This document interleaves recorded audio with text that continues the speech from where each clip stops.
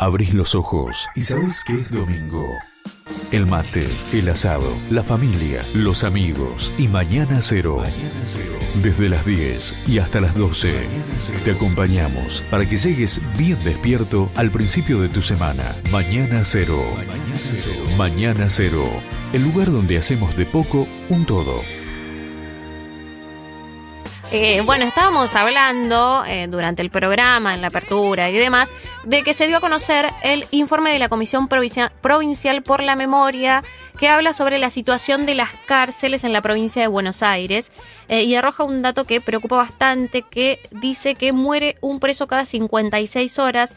Esto da aproximadamente una estadística de 3 personas por semana y que en un 65% esto ocurre a raíz de enfermedades curables no asistidas. Para hablar un poco más en profundidad de esta cuestión, lo tengo en comunicación telefónica a Roberto Cipriano García, que es secretario de la Comisión por la Memoria y que además coordinó este informe. Roberto, ¿qué tal? Julia D'Arrizo te habla, buen día. ¿Cómo les va? ¿Cómo están? Bien, gracias por atendernos. Bueno, no, por favor. ¿Podrías darnos un panorama de qué es lo que ocurre con la situación de las cárceles en la provincia? Mira, un panorama muy crítico, lo denunciamos justamente en el informe.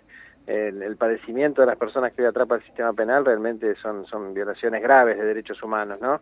Este dato que vos tirabas de la cantidad de personas muertas, inclusive espanta mucho más cuando uno dice, bueno, son 145 personas que murieron en el año pasado, las cuales el 65% se murieron por enfermedades curables, ¿no? O sea, la gente se muere de tuberculosis, de neumonías, de VIH, o sea, si tuvieran una atención mínima, ¿no? O estuvieran en libertad, seguramente tendrían una sobrevida mucho más larga o no morirían directamente por esa enfermedad.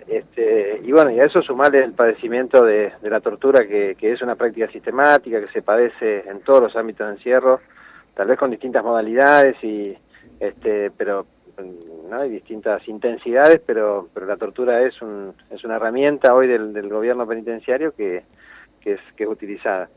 Y bueno, y es un sistema que aloja 35.000 personas en 20.000 plazas penitenciarias. Cuando digo plaza penitenciaria nos referimos donde entra un colchón. Claro, donde puede ocupar un lugar una persona. Plaza, ¿no? Claro, no es un estándar respetuoso de derechos humanos ni de la dignidad mínima de cualquier persona. Es un sistema que está colapsado, que suponete la unidad 1 de Olmos fue construida para 1.000 personas y tiene 2.600, entonces las cloacas revientan todo el tiempo, las instalaciones eléctricas no resisten y explotan, no hay agua para todos. Bueno, todo eso es producto de esa sobrepoblación, de ese hacinamiento. Claro. Roberto, sabes que yo pensaba en esta situación y me parece que tiene problemas desde varias aristas. Una tiene que ver con el problema de los hacinamientos, que eso además genera que si vos tenés capacidad para 10 y tenés 30, por ejemplo, tenés menos cantidad de alimentos, menos capacidad de acceso al agua, mayor hacinamiento y además el problema de la reinserción, digamos, de todos los programas que pueden realizarse para que esas personas, una vez que salgan de la cárcel, no vuelvan a delinquir. ¿Cómo se hace para empezar a resolver todas estas cuestiones? Bueno, el otro elemento es la corrupción estructural, además, digamos, ¿no? Ni hablar. Porque el tema es que los alimentos, la medicación, los útiles de limpieza, de higiene, se roban todo, entonces lo que llega a la persona detenida es cero. Vos calculá que hoy el Estado provincial invierte 21.000 pesos por mes por detenido.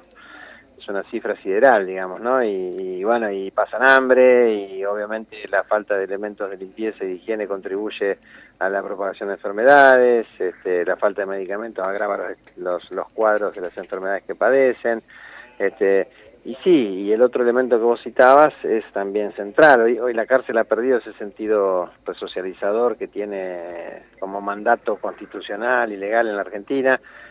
Han pasado a ser lugares de neutralización subjetiva de determinados sectores de la población, que son los sectores pobres, ¿no? Por eso decimos siempre son depósitos de pobres más que lugares para la responsabilización o reinserción de una persona. ¿Pero por qué pensás que hay un 43% de reincidentes?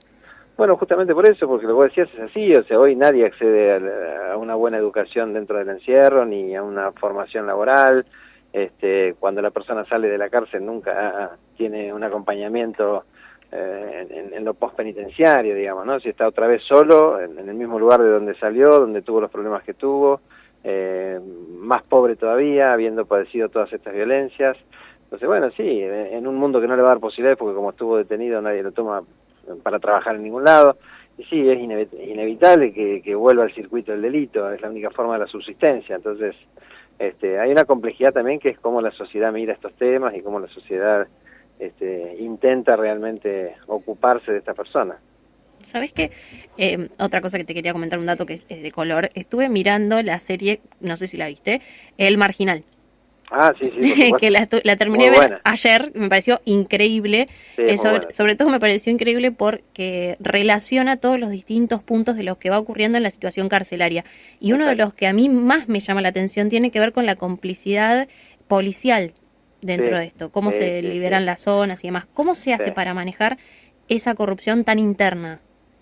Y bueno, la actuación de Gerardo Romano es fantástica. Sí, increíble, la increíble. La actuación del director de la cárcel. Buenísima. Muy acertada, además, muy cercana a la realidad. Sí. No, bueno, hay que tomar la decisión política de hacerlo y hay que iniciar un proceso de transformación, de reforma estructural, de democratización que termine con todo un sistema que está sustentado en una normativa de la dictadura, porque el decreto ley que crea el servicio es del año 80, de 1980, pero que también tiene que ver con hoy el poder político que hace con las políticas sociales, con la inclusión, ¿no es cierto? Porque si vos por un lado querés reformar el servicio penitenciario, pero estás largando cada vez más policías desprofesionalizados a los territorios para que regulen el delito, para que lo controlen, para que hostiguen a estos sectores de la población, y lo que hagan es entramarse con el delito para, generar la captación de estos pobres que van a la cárcel, no hay muchas posibilidades de que esto cambie, digamos, ¿no? Entonces hay que pensar la transformación desde la policía, desde la justicia y desde el servicio penitenciario. Es la cadena punitiva lo que hay que revisar y que es lo crítico hoy. Son muchas cosas las que hay que hacer, pero centralmente tomar la decisión de ir contra los discursos que hoy se propagan por los medios, que hablan de la mano dura, de la necesidad de prisionizar cada vez más, ¿no es cierto?, de que vale la tortura, vale la muerte. Bueno, eso es todo un desafío. Sí, es una batalla cultural también, ¿no? Sí, ni hablar. Y además, viendo el panorama de esta situación, en primer lugar, se sabe que se necesitan más lugares para que puedan ingresar los internos, porque no alcanzan, digamos, porque genera una situación de hacinamiento. Pero por el otro lado, también se necesita que las cosas que están adentro funcionen bien. Digamos, que los talleres, para que las personas se reinserten, empiecen a funcionar, porque de hecho, decía la gente del gobierno de la provincia de Buenos Aires, el ministro de Justicia, que en este momento no están funcionando más de la mitad de los talleres, por ejemplo. Claro. No, y la verdad que la educación es de muy mala calidad, van 2 días, 3 días por semana a la escuela, 1 hora, 2 horas de clase, es decir, no aprenden nada, y no te dan ninguna herramienta para lo que viene después, ¿no? Así que sí, es complejo y hay que abordarlo de distintas aristas. Bueno, Roberto, yo la verdad que te quiero agradecer muchísimo que pases por el aire de Mañana Cero. Queríamos conversar un poco de esta situación que nos preocupa bastante, porque además comenzó este debate sobre el tema seguridad y demás, y por ejemplo, más policías significan mayor seguridad, y digamos, entre otras cosas, el tema de la justicia por mano propia, el tema de... Sí, es una falacia eso. Claro. Más policía no significa más seguridad, más policía significa más agentes mezclados con el delito, controlando el delito en el territorio y generando a la larga más inseguridad, porque lo que tenemos que entender es que la violencia que generamos en estos sectores de la sociedad a la larga genera más inseguridad. Es al revés, lo que hay que desarrollar y pensar son políticas de inclusión, políticas que den oportunidades a toda la sociedad, políticas que igualen, ¿no?, desde el punto de vista social, porque no hay forma sino de ir contra esto que llamamos hoy la inseguridad y el delito.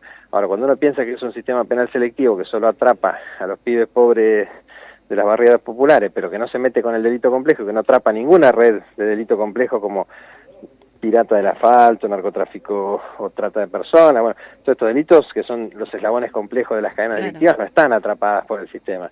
Entonces, y mirar toda la cadena en un marco global, ¿no es cierto? No solamente quedarse en la situación antes, sino antes, durante y después de la cárcel y todo lo que lo rodea. Exactamente. Bueno, Roberto, yo te quiero agradecer muchísimo entonces que estés en el aire de Mañana Cero. Te mando un beso grande. Un gran abrazo, gracias a vos. Ahí pasaba la palabra de Roberto Cipriano García, que es secretario de la Comisión Provincial por la Memoria. Que te quede, todo vale en Mañana Cero.